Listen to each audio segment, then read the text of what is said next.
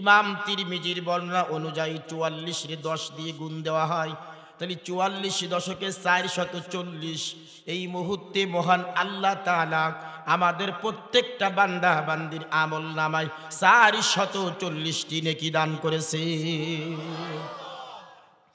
প্রিয় ভাইরা আমার, খেয়াল করেন, আল্লাহ পাক বলেন ওয়াইদা কুরিয়াল কোরআন, যখন তোমাদের সামনে কোরআনুল কারীমের তিলাওয়াত হবে, কোরআনুল কারীমের তাফসীর হবে, কোরআনুল কারীমের বায়ান হবে, ফাস্তামিউ লাহু, অবশ্যই তোমরা কোরআনুল কারীমের ওই কথাগুলো মনোযোগ দিয়ে শ্রবণ করো। ওয়ানসিতু, এবং শোনার সময় তোমরা একেবারে নিশ্চুপ থাকো। লাআল্লাকুম তুরহামুন, তাহলে আশা করা যায় তোমরা আমার রহমত প্রাপ্ত, দয়া প্রাপ্ত, ক্ষমা প্রাপ্ত বান্দাদের দলভুক্ত হয়ে যাবে। সুতরাং আমরা আল্লাহ পাকের দয়া প্রাপ্ত, ক্ষমা প্রাপ্ত, রহমত প্রাপ্ত বান্দাদের দলভুক্ত হতে চাই কি চাই না? সবাই বলেন চাই কি চাই না? তাহলে শর্ত কয়টা? 2টা শর্ত। ফাস্তামিউ লাহু, মনোযোগ দিয়ে শুনতে হবে। নাম্বার 2, ওয়ানসিতু, শোনার সময় কোন রকম কথা বলা যাবে না। পৃথিবীর কোন মানুষ যদি এই 2টো শর্ত মেনে নিশ্চুপ থেকে মনোযোগ দিয়ে কোরআনের কথাগুলো শ্রবণ করতে পারে আর বুঝতে পারে, ওই অনুযায়ী আমল করতে পারে, আল্লাহ বলেন আমি গ্যারান্টি দিলাম ওরা আমার রহমত প্রাপ্ত, দয়া প্রাপ্ত, ক্ষমা প্রাপ্ত বান্দাদের দলভুক্ত হয়ে যাবে। প্রিয় ভাইরা আমার, এই জন্য কোরআন শোনা আমাদের জন্য ফরজ। মনোযোগ দিয়ে, এবং শোনার সময় কোন রকম কথা বলা যাবে না। নামাজ, রোজা, হজ, যাকাত আমাদের উপরে যেমন ফরজ, মনোযোগ দিয়ে কথা না বলে আল্লাহর কোরআনুল কারীম শ্রবণ করা আমাদের জন্য তেমন ফরজ। কথা কর না কেন? শুধু ফরজ নয়, এটা যত ফরজ পৃথিবীতে আছে সব ফরজের বড় ফরজ, 1 নাম্বার ফরজ। এই জন্য 1 নাম্বার ফরজ, কারণ কোরআনুল কারীম আমি আপনি বুঝলেই আপনার জীবন সফল হবে। কোরআনুল কারীম বুঝবো না, আমার আপনার জীবন ব্যর্থ হয়ে যাবে, দুনিয়াও ব্যর্থ হবে, আখিরাতও ব্যর্থ হবে। কথা কান ঠিক কিনা? কারণ এই পৃথিবীতে আমরা যা কিছু শিখেছি, যা কিছু জেনেছি, যা কিছু আমরা মানুষকে জানাইতেছি, সব কিছু কিন্তু আল্লাহ পাকের কোরআন থেকে আমরা জেনেছি। কথা বলেন ঠিক কিনা? সুতরাং কোরআন আছে বলে, কোরআন জানি বলে আমরা সব কিছু জানতে পেরেছি। কোরআন যদি না থাকতো, কোরআন যদি না জানতাম, কোরআন যদি না বুঝতাম, আমরা এই পৃথিবীর কিছু জানতাম না। কথা বলেন ঠিক কিনা? সম্মানিত হাজিরিন, বলেন তো আমাদের রব কে? সবাই বলেন আমাদের রব কে? আল্লাহ যে আমাদের রব, এই কথা আমরা কোথায় পেয়েছি? সবাই বলেন কোথায় পেয়েছি? রব্বুনাল্লাযী আ'তা কুল্লা শাইইন খালকাহু সুম্মা হাদা।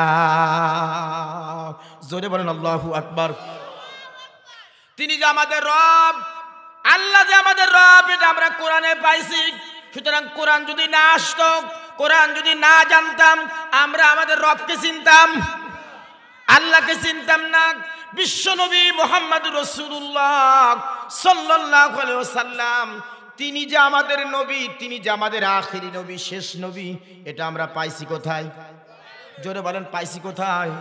কোরআন বলছে মা কানা মুহাম্মাদুন আবা আহাদিম মির রিজালিকুম ওয়ালাকির রাসূলুল্লাহি ওয়া খাতামান নাবিয়্যিন ওয়া কানাল্লাহু বিকুল্লি শাইইন আলিমা।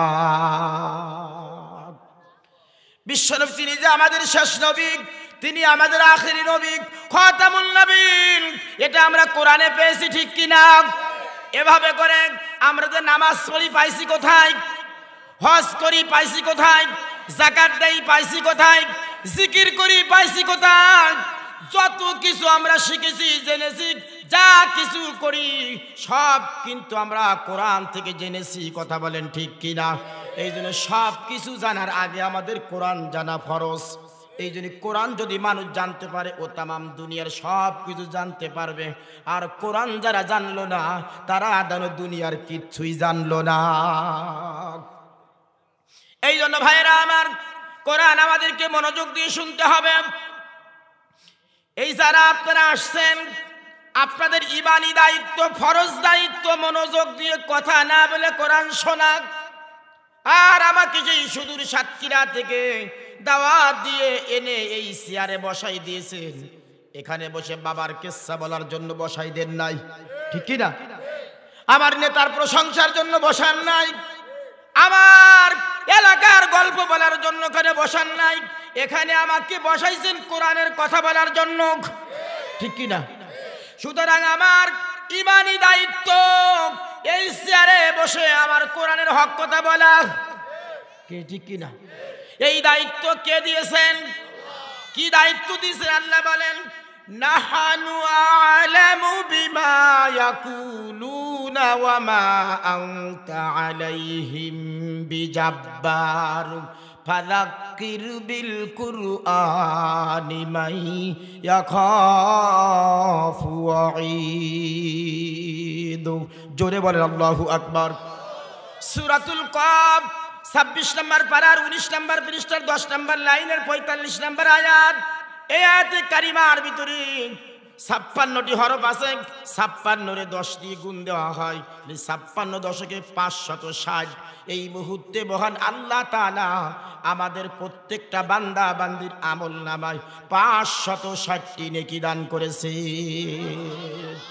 প্রিয় ভাইরা আমার, খেয়াল করেন, এই আয়াতে আল্লাহ পাক বলেন, পৃথিবীর কোন মানুষ যদি মানুষকে দ্বীনের দিকে ডাকতে চায়, উপদেশ দিতে চায়, নসিহত করতে চায়, ওয়াজ করতে চায়, বক্তব্য দিতে চায়, তাহলে তার দায়িত্ব হলো ফাযাক্কির বিল কোরআন।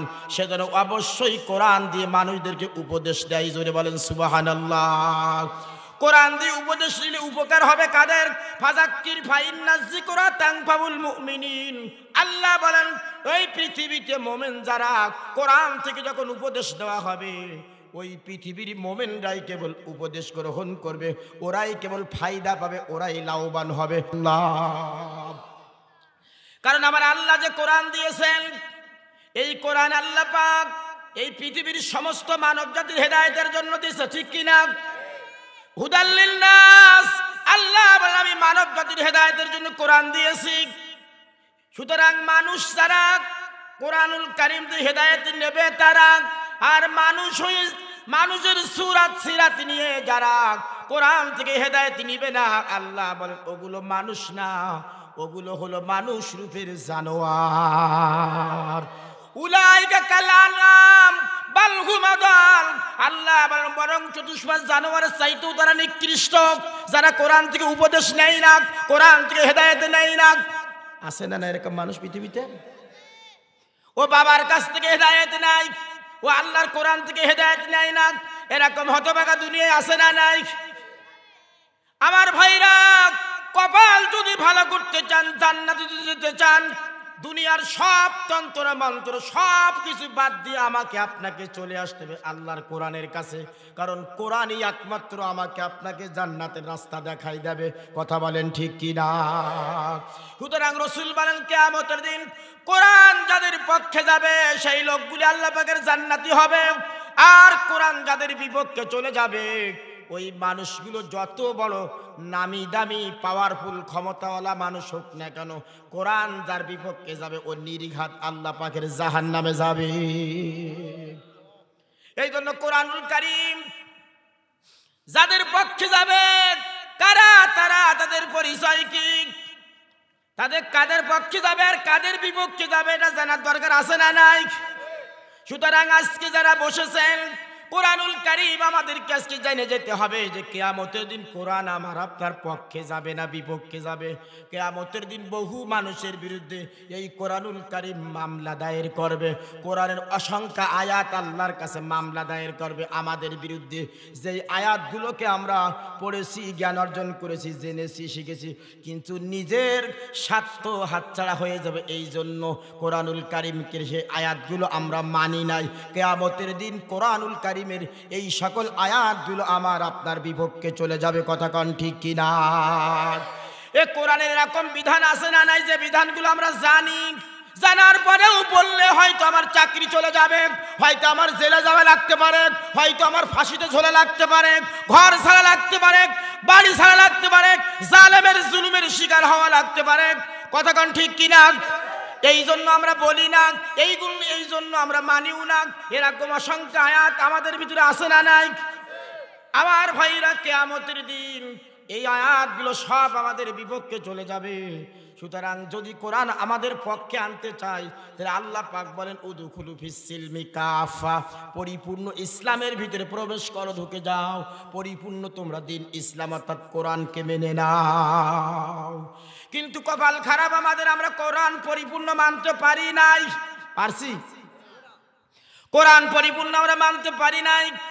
আমরা মেনেছি যতটুক মানলে আমাদের পিঠ বাঁচে, আমাদের সবকিছু টিকে থাকে, ঠিক কিনা? এতটুকু মেনেছি, বাদ বাকিগুলো মানি নাই।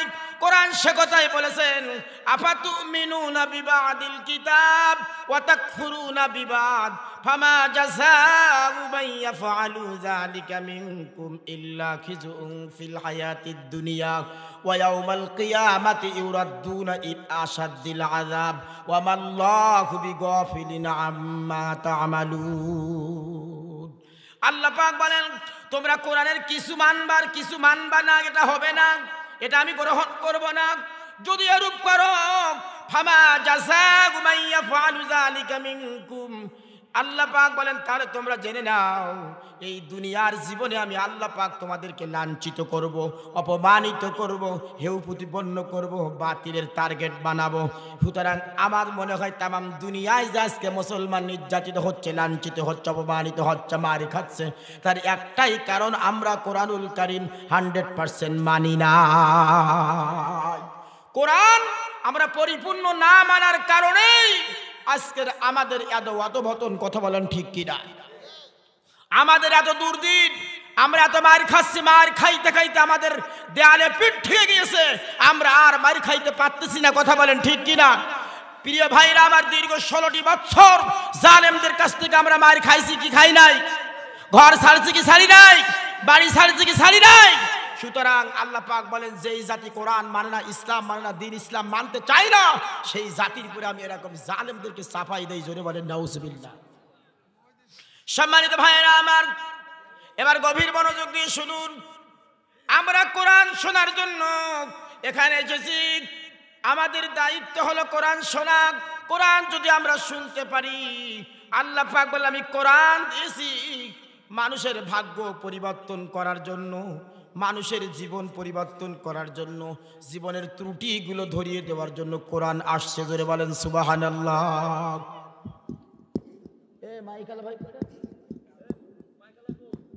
মাইকের আওয়াজ তো মোটেও ভালো না, এমনি অসুস্থ, তারপরে মাইকের আওয়াজ বাইরে থেকে কিচ্ছু শোনা আসলে। হ্যাঁ, মাইক অপারেটর ভাই কোথায়? মাইকের যদি একটু মুখের তো কথা না টানে তাহলে কথা বলা যায় না। একটু সাউন্ড বাড়াই দেন, মাইকটা ক্লিয়ার করেন, মাইকটা ক্লিয়ার হচ্ছে না। প্রিয় ভাইরা আমার, খেয়াল করেন, কথা বুঝতেছেন আপনারা? সম্মানিত ভাইরা, তাহলে কোরআন আসলে ওয়ায়ুযাক্কিহিম, আমাদেরকে পরিশুদ্ধ করার জন্য, আমাদের জীবনের ভুল ধরিয়ে দেওয়ার জন্য। বলেন তো আমাদের জীবনে ভুল আছে না নাই? কার জীবনে ভুল নাই? কেউ কি বলতে পারো যে আমার জীবনে কোনো ভুল নাই? আমরা সবাই ভুলের ভিতরে, সবাই পাপ কাজের ভিতরে নিমজ্জিত, অন্যায়ের ভিতরে নিমজ্জিত। আমরা তার হাত দেওয়া লাগবে না, ওখানে যাও। সবাই আমরা ভুলের ভিতরে নিমজ্জিত, সবাই ভুল করি, অন্যায় করি, পাপ করি, কথা কান ঠিক কিনা? এখানে এমন কেউ কি আছে যে হুজুর আমি জীবনে পাপ করি নাই? কেউ বলতে পারবো? আমরা কেউ বলতে পারবো না, কারণ আমরা এখানে যারা আছি আমরা সবাই এক একজন পাপী, ঠিক কিনা? কেউ কম পাপ করেছে, কেউ বেশি পাপ করেছে। যদি আমার আল্লাহ দয়া না করতেন, ইহসান না করতেন, করুণা না করতেন আমাদের উপরে, আমাদের পাপগুলো যদি তিনি প্রকাশ করে দিতেন, বলেন তো আমরা কি সমাজে মুখ দেখাইতে পারতাম? আল্লাহ কত বড় দয়ালু, কত বড় মেহেরবান, আমরা পাপ করেছি গোপনে, আর আমার আল্লাহ গোপন রেখে দিয়েছে, ঠিক কিনা? নাই আল্লাহ যদি আমাদের পাপগুলো প্রকাশ করতো, পৃথিবীর কোন পিতার পাপ প্রকাশ করলে ওই পাপের কারণে পিতা তার সন্তানের সামনে মুখ দেখাইতে পারত না। আবার সন্তান যে পাপ করছে ওই পাপ যদি আল্লাহ প্রকাশ করত, সন্তান হিসেবে পিতার সামনে মুখ দেখাইতে পারত না। কথা বলেন ঠিক কি না? প্রিয় ভাইরা আমার, স্বামী যে পাপ করেছে ওরা যদি আল্লাহ প্রকাশ করতো স্ত্রীর সামনে, তাহলে স্ত্রীর সামনে কি মুখ দেখাইতে পারত? আবার স্ত্রীর পাপ যদি আল্লাহ প্রকাশ করতো স্বামীর কাছে, তাহলে স্ত্রীকে মুখ দেখাইতে পারতো স্বামীর সামনে। আল্লাহ কত বড় দয়ালু, আমরা পাপ করেছি গোপনে গোপনে, আর আমার আল্লাহ সমস্ত পাপগুলো তিনি গোপন করে রেখে দিয়েছেন। আল্লাহ বলেন, আমার কোনো বান্দা যদি গোপনে পাপ কাজ করার পরে অনুতপ্ত হয়ে অনুশোচনা করে আমার কাছে গভীর রাতে উঠিয়া একা একা কান্নাকাটি করে আর ক্ষমা চায়, আমি আল্লাহ তাআলা কথা দিলাম আমার ওই বান্দা বান্দির তামাম জীবনের সকল গুনাহগুলো আমি আল্লাহ নিজে গোপনে মাফ করে দিব। প্রিয় ভাইরা আমার, এই জন্য আল্লাহর কাছে ক্ষমা চাইতে হবে, কারণ আমরা সবাই পাপী। আর এই পৃথিবীতে আমরা যত পাপ কাজ করেছি, অন্যায় করেছি, না জেনে কেউ পাপ কাজ করি নাই, সমস্ত পাপগুলো আমরা জেনে শুনে ইচ্ছে করে আমরা পাপগুলো করেছি। কথা বলেন ঠিক কিনা? তার বাস্তব প্রমাণে আসেন। প্রিয় ভাইরা আমার, মিথ্যা কথা বলা পাপ কাজ না সওয়াবের কাজ? সবাই বলেন। এটা জানে না কেরা? সবাই কিন্তু আমরা জানি যে মিথ্যা কথা বলা পাপ, জানি না? জানার পরেও কিন্তু আমরা মিথ্যা বলি কি বলি না? কথাবার্তা চলাফেরায় চলতে ফিরতে আমাদের মিথ্যা বের হয় কি হয় না মুখ থেকে? অথচ যিনি মিথ্যা কথা বলে তিনি জেনে শুনে করতেছে, পাপ করতেছে, তিনি জানে যে মিথ্যা কথা বলা মহাপাপ। লানাতুল্লাহি আলাল কাযিবিন, আল্লাহ বলে মিথ্যাবাদীদের উপরে আমার লানত, ডাইরেক্ট লানত, বড় কবিরা গুনাহ। এটা জানার পরেও আমরা কিন্তু পাপ করি, মিথ্যা কথা বলি, ঠিক কিনা? নামাজ না পড়া পাপ না সওয়াব? এটা জানি কি জানি না সবাই যে নামাজ না পড়লে পাপ হয়? এটা সবাই জানি। জানার পরেও বহু মুসলমান আছে যারা নামাজ পড়ে না। কথা বলেন ঠিক কিনা? এখানে এরকম বেনামাজি আছে না নাই? আছে না? আছে মানে এমনও বেনামাজি আছে আজকে কাল ফজর পড়ে নাই, জোহর পড়ে নাই, আসর পড়ে নাই, মাগরিবও পড়ে নাই, ঈশার নামাজও পড়ে নাই, এখনো ওয়াজ শুনতেছে। হুজুর ফজর পর্যন্ত ওয়াজ করবেন, শুনবো, কিন্তু ফজরের নামাজ না পড়ে লেপ মুড়ি দিয়ে ঘুমাবো, এরকম বেনামাজি আছে না না? কি সত্য কথা বললাম না মিথ্যা কথা বললাম? কি বাস্তব কিনা বলেন? এখানে আছে না এরকম? আমার ভাইয়ের আজকে আল্লাহর কাছে দোয়া করে আল্লাহ যেন আমাদেরকে এই বেনামাজিদের হাত থেকে বাঁচায়। আল্লাহ তুমি আমাদের সকলকে নামাজি বানাই দাও, বলেন আমিন। এভাবে করে আমি বলতেছিলাম ভাইরা, যত পাপ কাজ এই পৃথিবীতে আছে আপনি হিসাব করলে, আমি যে প্রত্যেকটা বলতে থাকি সব কথাগুলো আমাদের জীবনের সাথে মিলে যাবে। আমরা না জেনে একটা পাপ কাজ কেউ করি না। বলেন তো, সুদ খাওয়া পাপ না সওয়াব? এই সুদ খাওয়া পাপের কাজ জানি না কেরা? সবাই জানি। জানার পরেও বহু নামাজি, বহু হাজি, বহু গাজী, বহু মুসলমানের সন্তান সুদ খায় কি খায় না? ঘুষ নেয় কি নেয় না? চুরি করে কি করে না? ডাকাতি করে কি করে না? জেনা করে কি করে না? এভাবে করে এমন কোনো অপরাধ নাই যে অপরাধগুলো আমরা করি নাই। কথা বলেন ঠিক কি না? এই জন্য এই সমস্ত অপরাধ থেকে, পাপ কাজ থেকে যদি আমরা ফিরে আসি তাহলে আমাদের ভাগ্য পরিবর্তন হবে, আমাদের কপাল ভালো হয়ে যাবে। আর যদি জেনে শুনে এই পাপ করতে থাকি আর এই অবস্থায় মালাকুল মউত আজরাইল আমাদের কাছে হাজির হয়ে যায়, তওবা ছাড়া যদি মরে যায়, আমার আপনার ঠিকানা জাহান্নাম ছাড়া কোনো উপায় নাই। কথা বলেন ঠিক কিনা? সুতরাং ভাইরা আমার, জাহান্নাম বড় কঠিন জায়গা, মারাত্মক জায়গা। এই জায়গার শাস্তি সহ্য করার মতন শক্তি কারুর আছে? এই জন্য আমরা কেউ জাহান্নামে যেতে চাই না। আমার আল্লাহ চাই না কোনো বান্দাকে জাহান্নামে ছেড়ে দিতে, কারণ জাহান্নাম বড় কঠিন জায়গা, বড় আযাবের জায়গা, ভয়ঙ্কর জায়গা। আল্লাহ তুমি এই কঠিন জাহান্নাম থেকে আজকের যারা আসছে আল্লাহ সকলকে তুমি হেফাজত করো, বলেন আমিন। সম্মানিত হাজিরিন, সুতরাং কোরআন আসছে আমাদের ভাগ্য পরিবর্তন করার জন্য, আমাদের জীবনের ভুলগুলো ধরিয়ে দেওয়ার জন্য। সুতরাং যদি কোরআন আমাদের ভুল ধরিয়ে দেয় তাহলে আমরা কি রাগ করে চলে যাব না ভুল শুধরাই নিব? আমার ভাইয়েরা, সুতরাং আমার দায়িত্ব হলো কোরআন থেকে কথা বলা। এই জন্য কোরআনের হক কথা বললে এই সমাজের সবাই কোরআনের হক কথা সহ্য করতে পারে না। কথা কান ঠিক কিনা? কারণ কোরআন সবার জন্য ভালো না। সবার জন্য কি ভালো? সব ভালো জিনিস সবার জন্য কিন্তু ভালো না। একটা এক্সাম্পল দিলে আপনারা বুঝতে পারবেন। এই চাঁদপুরের মানুষ আপনারা কি দুধ খান? গরুর দুধ, ছাগলের দুধ, মহিষের দুধ এগুলো আছে না নাই? এই দুধ জান্নাতি খাবার, পুষ্টিকর খাবার, বিশ্ব নবীর প্রিয় খাবার। এই দুধ সকলের জন্য ভালো খাবার, কিন্তু কিছু মানুষ আছে সমাজের, এদের জন্য দুধ মোটেও ভালো না। কথা কান ঠিক কিনা? আমাশার রোগী যারা আছে এদের জন্য দুধ ভালো না খারাপ? আমাশার রোগী যারা আছেন এক গ্লাস গরম দুধ খাবাই দেখবেন ওর 12টা বেজে যাবে। সুতরাং দুধ জান্নাতি খাবার, পুষ্টিকর খাবার, বিশ্বনবীর প্রিয় খাবার। এত ভালো খাবার হওয়ার পরেও আমাদের এই সমাজের আমাশার রোগীদের জন্য কিন্তু দুধ মোটেও ভালো না। ঠিক অনুরূপভাবে কোরআনের চাইতে ভালো কোনো কিতাব পৃথিবীতে আর নাই। এত ভালো কিতাব হবার পরেও এই সমাজের যে সমস্ত মানুষের ইমানের ভিতরে সমস্যা আছে, ইমানের ভিতরে আমাশা আছে, ওদের কাছে কিন্তু কোরআন ভালো না। এজন্য আল্লাহ পাক বলে দিয়েছেন কোরআন কাদের জন্য ভালো আর কাদের জন্য খারাপ। এ কথা বলেছেন কে? আল্লাহ বলেন ওয়ানুনাজ্জিলু মিনাল কুরআনি মা হুয়া শিফাউ ওয়া রাহমাতুল লিল মুমিনিনা ওয়ালা ইয়াজিদুজ জালিমিনা ইল্লা খাসারা। জোরে বলেন আল্লাহু আকবার। সূরা বনি ইসরাইল 15 নম্বর পারার 9 নম্বর পৃষ্ঠার 2 নম্বর লাইনের 82 নম্বর আয়াত। এই আয়াতে কারিমার ভিতরে 45টি হরফ আছে। 45 10 দিয়ে গুণ দেওয়া হয় তাহলে 45 দশকে 450। এই মুহূর্তে মহান আল্লাহ তাআলা আমাদের প্রত্যেকের আমল নামায় 450টি নেকি দান করেছে।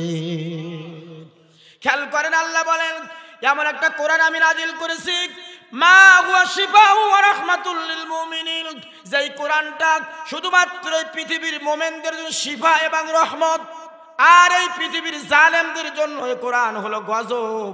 সুতরাং নবী আমার, আপনি যখন পৃথিবীর ময়দানে কোরআন থেকে কথা বলবেন, ওই মজলিসের ভিতরে মুমিন যারা, ইমানদার যারা, কোরআনের কথা তাদের পক্ষে চলে যাবে, আর ওই মজলিসে জালেম যারা, কোরআনের কথা তাদের বিপক্ষে চলে যাবে। কথা বলেন ঠিক কিনা? সুতরাং কোরআনের আলোচনা মুমিনদের পক্ষে আর সমাজের জালেমদের বিপক্ষে। সুতরাং কোরআনের আলোচনা জালেমের বিপক্ষে যাবে, তাই বলে কি জালেমের ভয়ে কোরআনের আলোচনা বন্ধ হয়ে যাবে না? চলবে। জোরে বলেন চলবে কি চলবে না? আল্লাহর আকাশের সূর্য আর চন্দ্র যতদিন পর্যন্ত উঠবে আর ডুববে, আল্লাহর জমিনে কোরআনের কথা ততদিন চলবে। কথা বলেন ঠিক কিনা? সুতরাং আমার ভাইরা, কোন জালেমের চোখ রাগানোর ভয়ে আল্লাহর জমিনে কোরআনের কথা বন্ধ হয় নাই, অতীতে হচ্ছে না, বর্তমানও হবে না, কিয়ামত পর্যন্ত হবে না। কথা বলেন ঠিক কিনা? সুতরাং আমার ভাইরা, কোরআনুল কারীমের কথা সবার জন্য সহ্য হবে না, এটা আল্লাহই বলে দিয়েছেন। সুতরাং যাদের ভালো লাগবে অন্তরে কোরআনুল কারীমের কথা শোনার পরে ঈমান বেড়ে যাবে, বুঝতে পারবেন তার ঈমান আছে। আর যার শয়তানি বাড়বে, মন খারাপ হয়ে যাবে, বুঝবেন ওটার কপালে ঈমান নাই।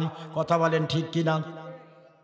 আমার ভাইরা, শুধু আর একটা কথা বলি আপনাদের, এই চাঁদপুরের মানুষ আপনারা কি গরুর গোশত খান? কত করে কেজি? 700। গরুর গোশত আমরা খাই কি খাই না? ইলিশ মাছ খাই না, মানে ইলিশের কারখানা তো আপনারা এখানে, ঠিক কিনা? আপনাদের কপাল ভালো যে পাশে নদী আছে বলে আপনারা ইলিশ মাছ খাচ্ছেন, কিন্তু দুঃখ রাখার জায়গা নাই। ইলিশ বাংলাদেশের জাতীয় মাছ, ঠিক কিনা? কিন্তু ইলিশ মাছ জাতীয় মাছ হওয়ার পরেও আমার দেশের ম্যাক্সিমাম জেলার মানুষগুলো এক পিস ইলিশ পায় না, ইলিশগুলো সব চলে যায় পার্শ্ববর্তী রাম আর বামদের বাড়িতে। কথা বললে কেন? সুতরাং এই দেশের জাতীয় মাছ হওয়ার পরেও আমরা সাতক্ষীরার মানুষ বছরের পর বছর এক পিস ইলিশ মাছ চোখে দেখি না। কপাল ভালো, আপনাদের পাশে মেঘনা নদী আছে, এই জন্য 2-5 পিস পান খাইতে পারেন। কিন্তু এরকম হাজার হাজার জনগণ আছে, লক্ষ লক্ষ মানুষ যারা বছরের পর বছর এক পিস ইলিশ চোখে দেখে নাই। কথা কন ঠিক কিনা? সুতরাং আমি বলতেছিলাম গরুর গোশত, ইলিশ মাছ এগুলো আমাদের প্রিয় খাবার। এরপরে বেগুন, চিংড়ি মাছ, বেগুন ছিলেন তো? তাহলে এই গরুর গোশত, ইলিশ মাছ, চিংড়ি মাছ, বেগুন এগুলো জনপ্রিয় খাবার, সবার কাছে প্রিয়, ঠিক কিনা? কিন্তু সত্য কথা বলেন, এই চাঁদপুরে এলাকায় এরকম লোক আছে না নাই, যেই লোকগুলো গরুর গোশত, ইলিশ মাছ, চিংড়ি মাছ, বেগুন খাওয়া তো দূরের কথা, নামই শুনতে পায় না। শুনলেই তাদের শরীরে চুলকায়, খাও যায়। কারণ কি? জোরে বলেন, আরো জোরে। জ্বর হলো না, অ্যালার্জি। যাদের শরীরের ভিতরে অ্যালার্জি আছে, রক্তের ভিতরে সমস্যা আছে, পয়জন আছে, ওই মানুষগুলোর কাছে গরুর গোশত, ইলিশ মাছ, চিংড়ি মাছ, বেগুন ভালো লাগে না, ঠিক কিনা? ঠিক অনুরূপ ভাবে এই সমাজে কিছু লোক আছে, যেই লোকগুলোর ইমানের ভিতরে অ্যালার্জি আছে, রক্তের ভিতরে ভাইরাস আছে, তার মানে ওর রক্তের ভিতরে আবু জেহেলের রক্ত প্রবাহিত আছে। সুতরাং যার শরীরের ভিতরে অ্যালার্জি আছে, রক্তের ভিতরে ভাইরাস আছে, ইমানের ভিতরে ভাইরাস আছে, আবু জেহেলের রক্ত আছে, ওর কাছে কোরআন ভালো লাগবে না, ওর কাছে ভালো লাগবে যাত্রা, ওর কাছে ভালো লাগবে গান বাজনা, নাচ, ঠিক কিনা? ওর কাছে ভালো লাগবে মমতাজের মতন দুশ্চরিত্র মহিলার নাচ। কথা বললে কেন? ওর কাছে ভালো লাগবে মাহিয়া মাহির মতন উলাঙ্গ বেহায়া মহিলার ডান্স। না, এগুলো দেখে না চাঁদপুরের মানুষ, আমার ভাইয়েরা। সুতরাং এরকম মানুষ যারা আছে সমাজের ভিতরে, কোরআন ভালো লাগে না, ইসলাম ভালো লাগে না, দিন ভালো লাগে না, আল্লাহর জমিনে আল্লাহর কোরআনের রাষ্ট্র কায়েম হোক, এটা যাদের ভালো লাগে না, বুঝতে হবে ওর ইমানের ভিতরে অ্যালার্জি আছে, ওর রক্তের ভিতরে আবু জেহেলের রক্ত আছে। এরকম মানুষ চাঁদপুরে নাই, নাই মানে আরো বেশি। প্রিয় ভাইরা আমার, সুতরাং কান খাওয়া করে শুনুন, এরকম স্বভাব যাদের, এরা কারা, এদের পরিচয় কি, এটা আমি বলে দিব না, স্বয়ং বলে দিয়েছেন কোরআনের মালিক যিনি, তিনি কে? আল্লাহর কাছে যদি আপনারা জিজ্ঞাসা করেন, আল্লাহ, যাদের দিলে কোরআন ভালো লাগে না, ইসলাম ভালো লাগে না, তোমার জমিনে তোমার দিন প্রতিষ্ঠিত হোক, কোরআনের রাষ্ট্র দিয়ে সমাজ চলুক, রাষ্ট্র চলুক, এটা যারা চায় না, এরা কারা? এদের পরিচয় কি আমরা একটু জানতে চাই। আমার আল্লাহ তাআলা তামাম জগতের মানুষদেরকে কাছে তাদের পরিচয় উন্মোচন করে দিয়েছেন। জোরে বলেন সুবহানাল্লাহ। কারা তারা? তাদের পরিচয় কি আল্লাহ বলেন, ওয়ামান আযলামু মিম্মান যুক্কিরা বিআয়াতি রাব্বিহি সুম্মা আ'রাদা আনহা ইন্না বিনাল মুজরিমিনা মুনতাকিমুন। জোরে বলেন আল্লাহু আকবার। সূরাতুস সাজদা 21 নম্বর পারার 16 নম্বর পৃষ্ঠার 2 নম্বর লাইনের 22 নম্বর আয়াত। এই আয়াতে কারিমার ভিতরে 62টি হরফ আছে, 62টি 10টি গুণ দেওয়া হয়, 62 দশকে 620। এই মুহূর্তে মহান আল্লাহ আমাদের প্রত্যেকটা বান্দা বান্দির আমলনামায় 620টি নেকি দান করেছে। খেয়াল করেন তারা কারা, তাদের পরিচয় দিচ্ছেন আল্লাহ। ওয়ামান আযলামু, এই ওয়াও মানে এবং, মান মানে যে বা যারা, আযলামু এটা ইসমে তাফজিলের সিগা।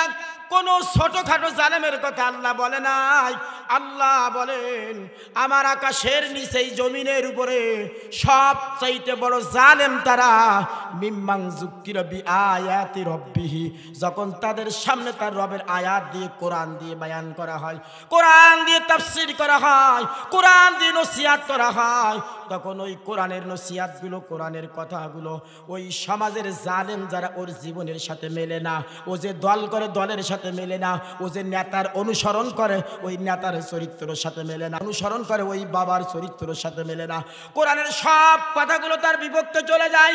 আর বিপক্ষে যখনই চলে যায় তখন তার মনটা খারাপ হয়ে যায়, আর মন যখনই খারাপ হয়ে যায় সুম্মা আরাদা আনহা, আস্তে করে ওই কোরআনের ময়দান থেকে উঠে চলে যায়। এরকম জালেম সমাজের ভিতরে আছে না না?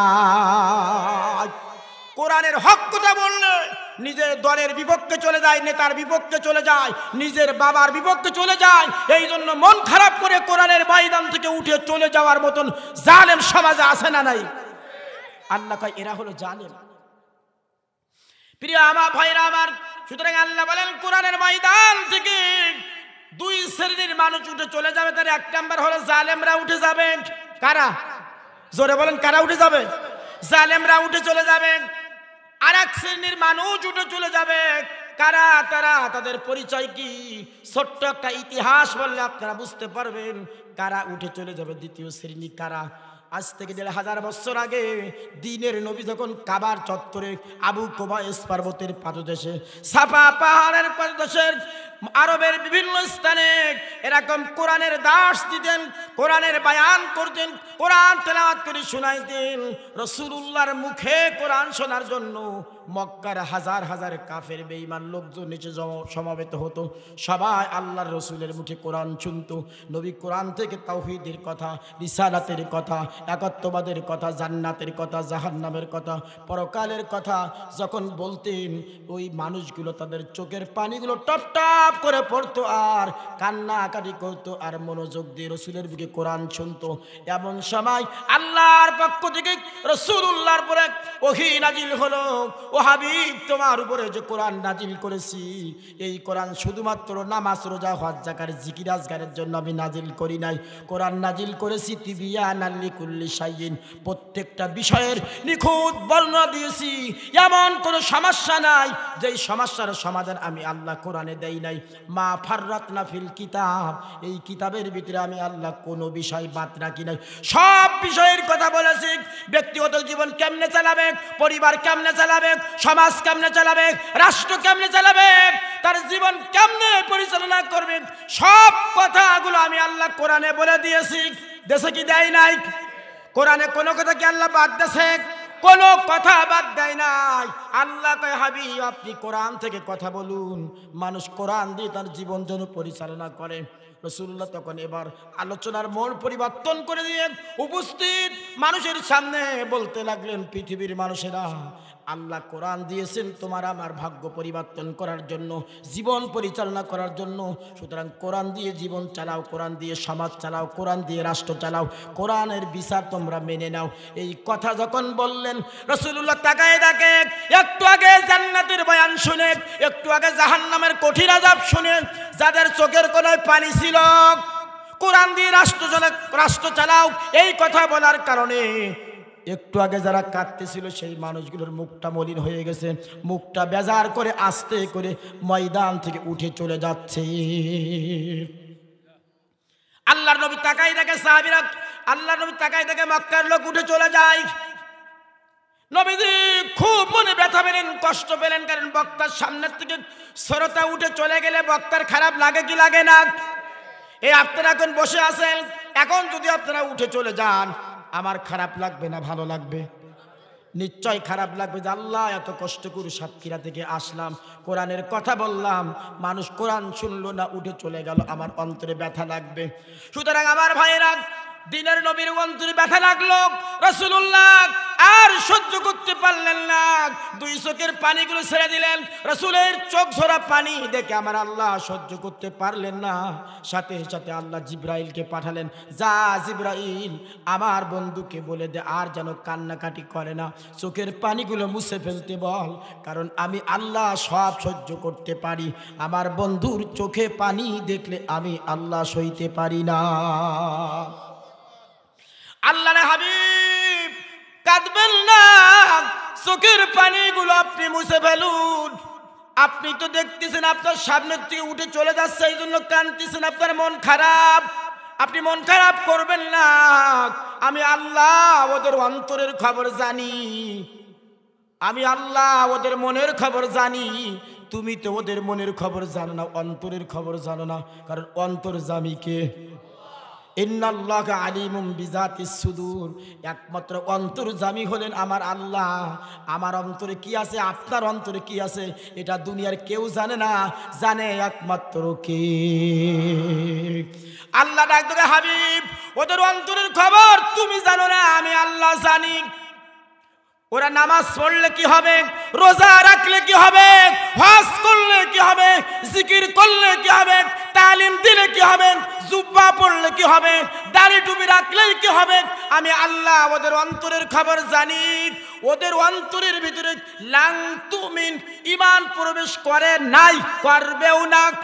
আল্লাহ লাভে তাকিদ দিয়ে বলে লাং তুমিন, কখনোই ওদের কলিজার ভিতরে ঈমান প্রবেশ করে নাই, করবেও না।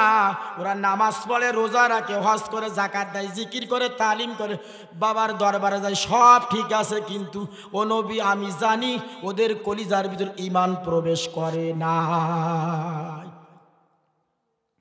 বিশ্বনবী আল্লাহকে ডাক দিয়ে, আল্লাহ যদি ঈমান প্রবেশ না করে থাকে তাহলে এরা কারা? এরা তো নামাজ পড়ে, এরা তো তোমাকে বিশ্বাস করে, তাহলে এরা কারা?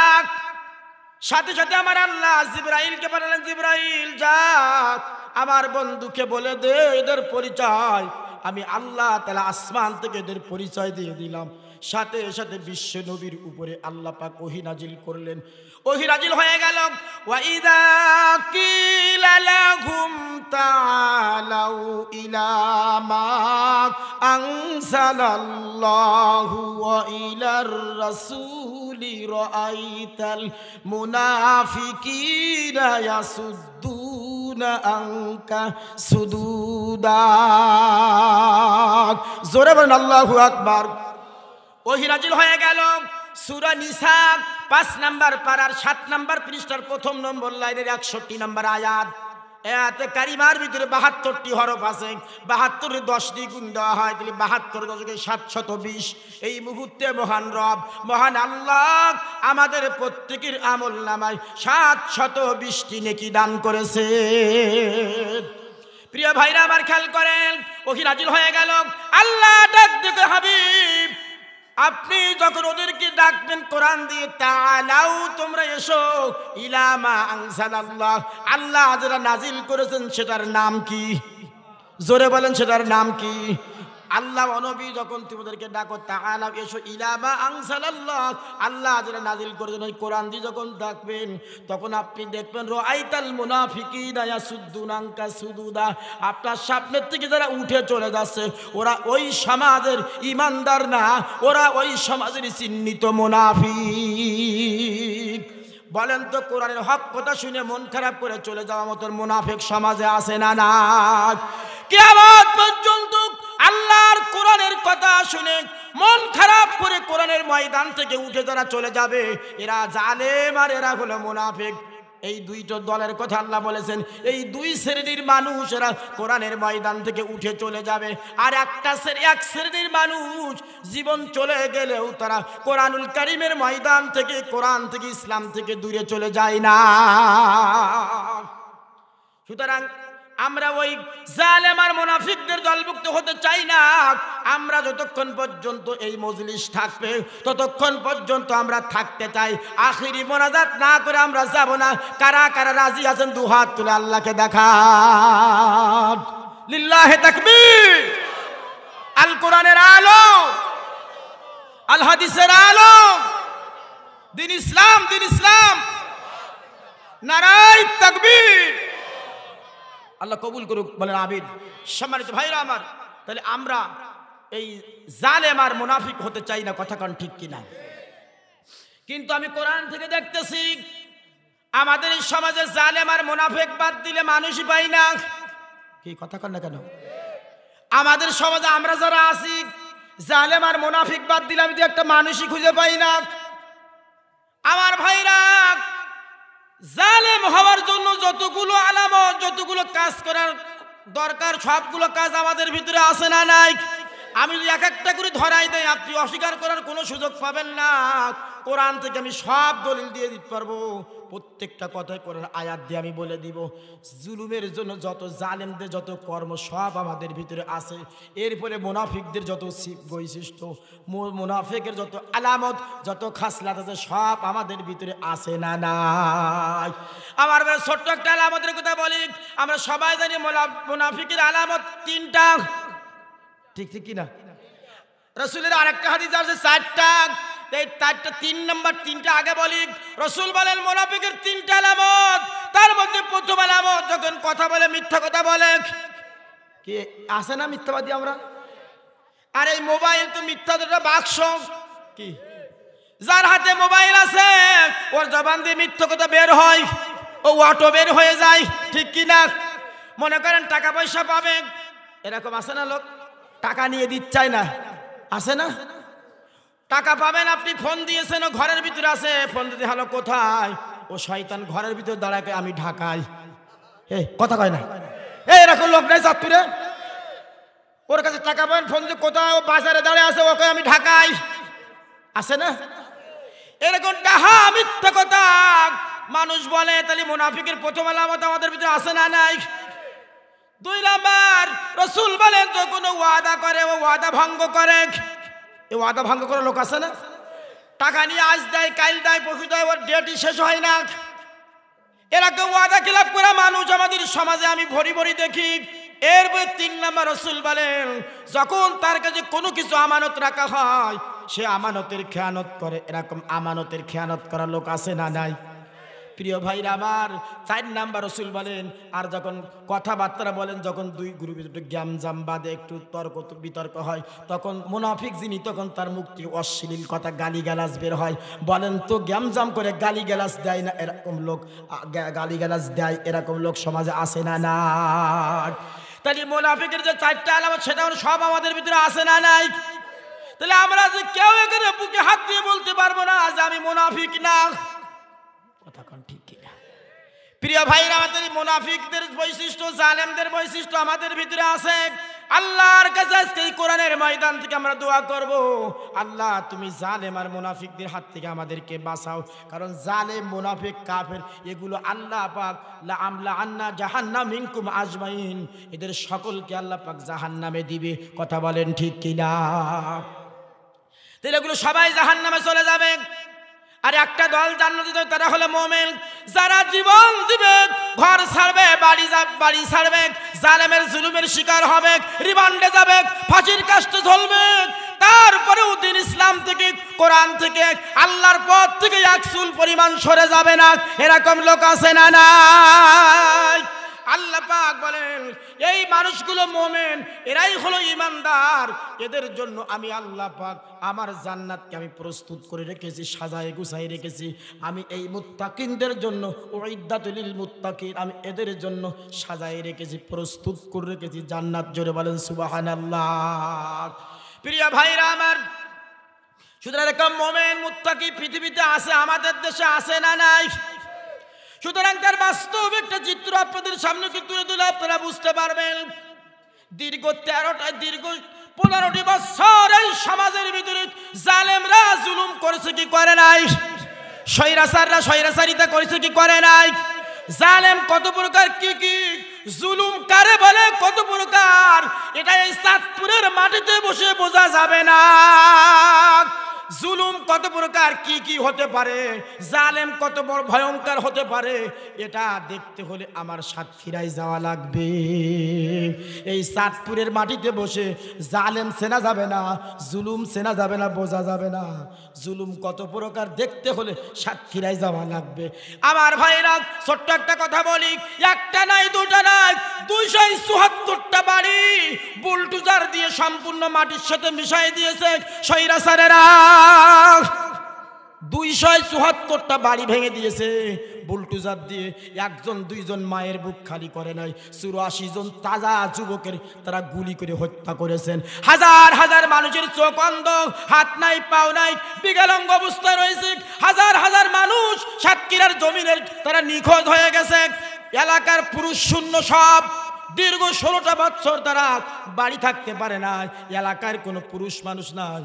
তারা বাংলাদেশের বিভিন্ন জেলায় যে ভালো ভালো নামি দামি মানুষ, চাকরিজীবী মানুষ, ব্যবসাজীবী, ভালো ভালো আলেম ওলামা মানুষ, তারা বিভিন্ন জেলায় যে মানুষের খেতে কামেরে কাজ করেছে, জীবন চালাইছে, রিক্সা চালাইছে, ভ্যান চালাইছে, নানান কাজকর্ম করে জীবনটা প্রতিবাহিত করেছে। অথচ এই মানুষগুলো ছিল সমাজের এক একজন সম্মানিত শিক্ষিত চাকরিজীবী মানুষ, ব্যবসাজীবী মানুষ। জোরে বলেন ঠিক কিনা? এই চাঁদপুরেও খুঁজলে আমার সাতক্ষীরার বহু মানুষ এই চাঁদপুরের জমিনেও আছে, অথচ তাদের চাকরি ছিল, ঘর ছিল, বাড়ি ছিল, সব ছিল, কিন্তু জালেমের জুলুমের অত্যাচারের কারণে অপরাধ করে নাই, চুরি করে নাই, ডাকাতি করে নাই, জেনা করে নাই, ব্যভিচার করে নাই। অপরাধ একটাই, শুধুমাত্র আমা নাকামু মিনহুম ইল্লা আইয়ুমিনু বিল্লাহিল আজিজিল হামিদ। এই মহাপরাক্রমশালী আল্লাহর জমিনে আল্লাহর দ্বীনের, আল্লাহর কোরআনের রাষ্ট্র কায়েমের পক্ষে কথা বলার কারণে দীর্ঘ 15 বছর স্বৈরা শাসক তাদের উপরে অত্যাচারের স্টিম রুলার চালাইছে, যার কারণে অত্যাচার সহ্য করতে না পেরে নিজের দেশ, জন্মভূমি, ছেলে মেয়ে, বাম্মা, আত্মীয় স্বজন, স্ত্রী পুত্র রেখে সব কিছু ফেলে রাতের আধারে হিজরত করে চলে আসছে। কথা কান ঠিক কিনা? এখানে কথা শেষ নাই।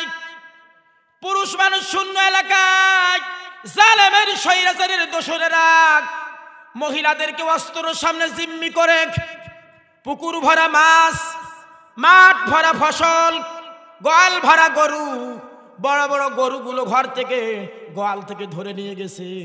মহিলারা চোখের সামনে দেখেছে আর চোখের পানি ফেলছে, কিচ্ছু বলতে পারে নাই। পুকুরের বড় বড় মাছগুলো ধরে নিয়ে গেছে জালেমের দোসরেরা, স্বৈরাচারের দোসরেরা উঠায় নিয়ে গেছে। মহিলারা দেখছে আর কানছে। মাঠ ভরা ফসল, ফসলগুলো সব কেটে কেটে বাড়ি নিয়ে গেছে। মহিলা তাকাই তাকাই দেখছে আর কেঁদেছে। প্রতিবাদ করার মতন কোনো ভাষা ছিল না। গভীর রাতে উঠিয়া ওই মজলুম নারী পুরুষ শিশুরা, যে সমস্ত বাচ্চারা বাবা পায় না, বাবার ডাকে ডেকে বাবাকে পায় না, আপনজন খুঁজে পায় না, আবার মনে হয় এই সমস্ত মহিলারা রাতের আধারে উঠিয়া আল্লাহর কাছে ডেকে স্যার বলেছে, ওয়ামা লাকুম লা তুকাতিলুনা ফি সাবিলিল্লাহি ওয়াল মুস্তাদআফিনা মিনার রিজালি ওয়ান নিসাই ওয়াল বিলদান الذين يقولون ربنا أخرجنا من هذه القرية الظالم أهلها واجعل لنا من لدنك وليا واجعل لنا من لدنك نصيرا। সম্মানিত ভাইরা আমার, এই সমস্ত নারী পুরুষ বৃদ্ধা আবাল বনিতা তারা ডেকে ডেকে বলেছে, রব্বুল আলামিন তুমি জালেম প্রত্যাশিত এলাকা থেকে আল্লাহ তুমি আমাদেরকে বের করে নাও, ওয়াজআল লানা মিন লাদুনকা ওয়ালিয়া, আর তোমার পক্ষ থেকে একজন হিতাকাঙ্ক্ষী বন্ধু আমাদের জন্য পাঠাই দাও, ওয়াজআল লানা মিন লাদুনকা নাসিরা, ও আল্লাহ তোমার পক্ষ থেকে একজন সাহায্যকারী আমাদেরকে পাঠাও। আমার মনে হয় এই সমস্ত মাজলুম নারী পুরুষ আবার বৃদ্ধা বনিতার চোখের পানি আমার আল্লাহ বৃথা দেয় না। এদের চোখের পানিকে, এদের আল্লাহর বদদুয়া, এদের বদদুয়ার কারণে সেই 5 তারিখে স্বৈরাচারের পতন হয়েছে। কথা পান ঠিক কিনা?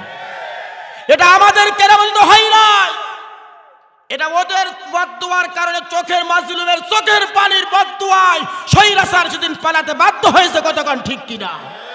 সুতরাং এভাবে হাজার হাজার মায়ের বুক তারা খালি করেছেন, এলাকাটা ধ্বংস জাহান্নামের স্তূপ বানাই দিয়েছে। সুতরাং আমার ভাইরা, ইসলাম অত সহজ নয় যে 5 ওয়াক্ত ভাই কয়বার 5 বার নামাজ পড়বেন, একটু জিকির করবেন, তালিম করবেন আর আল্লাহর জান্নাতের স্বপ্ন দেখবেন। আল্লাহ কয় শয়তান মরে দেখ, জান্নাত তোর কোন জায়গায় দেয়? জান্নাত অত সহজ নয়। আল্লাহ বলছে আম হাসিবতুম আন তাদখুলুনাল জান্নাহ ওয়া লাম্মা